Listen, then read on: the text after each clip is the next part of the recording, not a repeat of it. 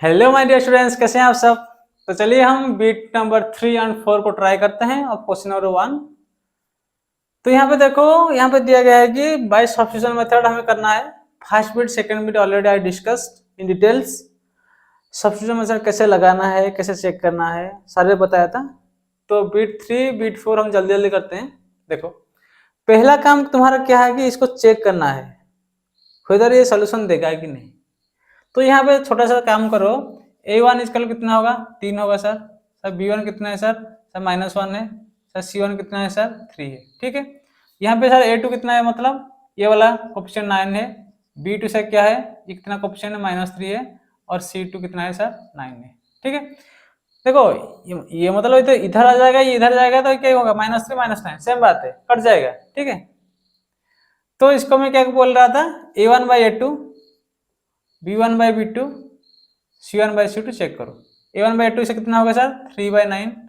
b1/b2 कहते हैं -1/-3। c1/c2 3/9। देखो ये कितना होगा, 1/3 है, ये भी 1/3 है, ये 1/3 है।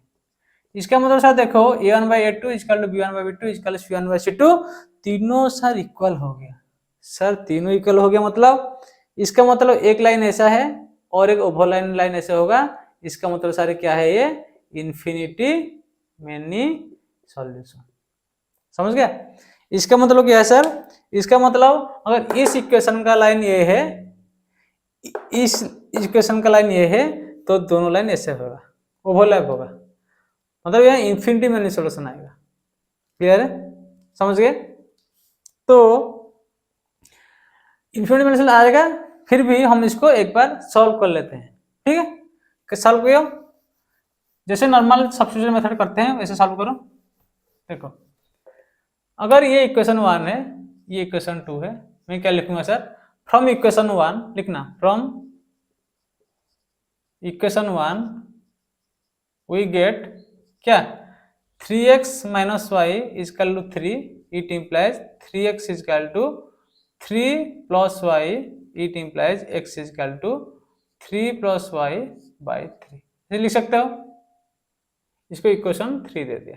क्लियर है, या तुम लिख सकते हो y इक्वल टू 3x + 3। ये आसान हो जाएगा, और आसान हो जाएगा, ये थोड़ा लेंदी हो जाएगा, फिर भी कर लो, कोई प्रॉब्लम नहीं। फिर लिखना putting value of equation 3 in equation 2, ये x का वैल्यू लेके यहाँ पे पुट करना है। ठीक है, तो क्या लिखना sir, 9x - 3y equal to 9, it implies x का वैल्यू कितना है, 3 + y/3। तो 9 इधर लिखो, 3 + y/3 - 3y इक्वल 9। तो कट गया, ये 3 है तो कितना होगा, 3 3 9 + 3y - 3y इक्वल 9। देखो कट जा रहा है। ठीक है, तो कट गया, तो ये में कट जाएगा, सब ऐसे कट जाएगा। ठीक है, अगर तुम ऐसे करते हैं, अगर ऐसे करते हैं sir, y equal to 3x - 3। ठीक है, ये इक्वेशन 3 देते और इसको यहाँ पुट करते, तब भी वही बात है।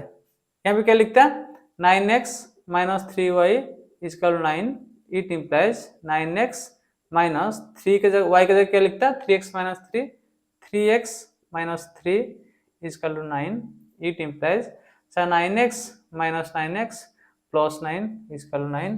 सो 9 कट गया सर। सर 9 इक्वल 9 सर, यहाँ पे 9 इक्वल 9।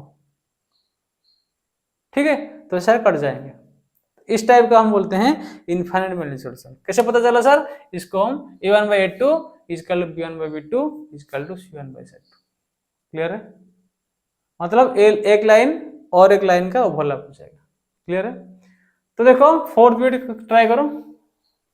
फोर्थ बीट पूरा आसान है, पॉइंट में दिया है तो कंफ्यूज मत हो यार।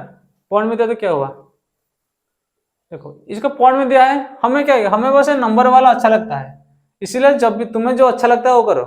ठीक है, अच्छा लगता है मतलब पढ़ाई करने का मन नहीं तो नहीं करो, नहीं पढ़ाई करना है तुम्हें, मतलब ये फॉर्मेट तुम्हें अच्छा लगता है करने के लिए ना, तो इसी हिसाब से हो तुम डाल दो इसको।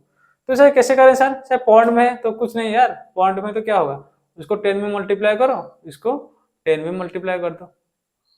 ठीक है, तो ये कितना हो जाएगा sir, 2x plus 3y is equal to 13, equation 1 ले लिया सर, ये 4x प्लस 5y इजकल 23, ये सही इक्वेशन 2 ले लिया, बात खत्म। उसके बाद तुम सॉल्व करना, ठीक है। तो क्या लिखना sir, from equation 1 we get, ये से यहाँ से देखो इक्वेशन 1 हो इक्वेशन 2 हो, ऐसे कुछ फर्क नहीं है, तुम इक्वेशन 2 से भी करके उसको यहाँ पुट करो, अगर इक्वेशन 2 से कुछ निकाले इक्वेशन 1 में पुट करो, और इक्वेशन 1 से कुछ निकाले इक्वेशन 2 में पुट करो। क्लियर बात है।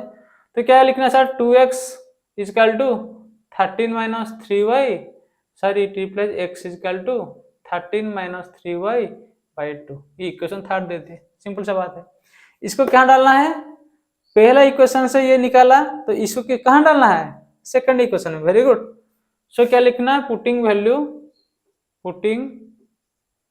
Value of x in equation 2 we get, क्या तुम पाए, यहाँ पे लिखना 4x plus 5y is equal 23, it implies 4, x का जगह क्या पुट करना, x का जगह 13 माइनस, तो ब्रैकेट देना 13 minus 3y by 2 plus 5y is equal 23, ऐसे लिखना, इसको सॉल्व करना।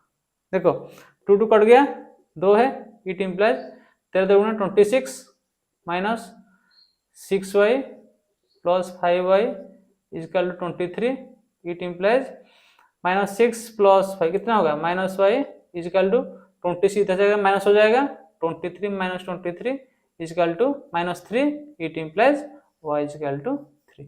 क्लियर, y इजकल टू 3 आएगा, ठीक है। तो y का वैल्यू कहाँ भी डाल दो, यहाँ डालो, यहाँ डालो, यहाँ डालो, यहाँ डालो, कुछ प्रॉब्लम नहीं, यहाँ पे डालो। तो क्या होगा, h कितना होगा, h is equal to 13 minus 3y, y 3 है, 3 3 9 बाई 2, 30 से 9 जाने से 4, 9 4 13 बाई 2 इजकल टू 2, ठीक है। तो x is equal to 2, y is equal to 3, तो हम क्या पाए सर, तो यहाँ पे ऐसा क्या पाए, x is equal to 2, y is equal to 3, खत्म है बात, सिंपल सा बात है।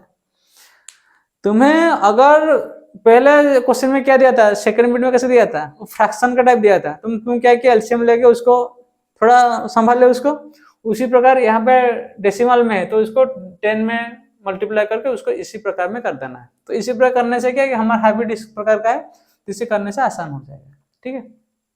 यहाँ से x का वैल्यू लिया, यहाँ पुट किया, तुम अगर यहाँ से y का वैल्यू लेते तो यहाँ पुट करते, कोई भी इक्वेशन है यार, इक्वेशन 1 हो इक्वेशन 2 हो, तुम अगर इक्वेशन 1 से x का वैल्यू और y का वैल्यू ले रहे हो इक्वेशन 2 में डालना, अगर 2 से ले रहे हो तो 1 पे डालना, ठीक है।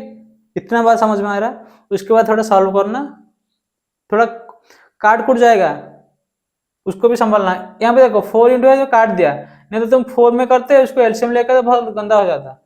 हमेशा देखना है कब कट जा रहा है, तो चीजें आसान हो जाएगा, ठीक है। तो फिर चलिए हम 5th बिट और 6th बिट ला रहे हैं, ठीक है।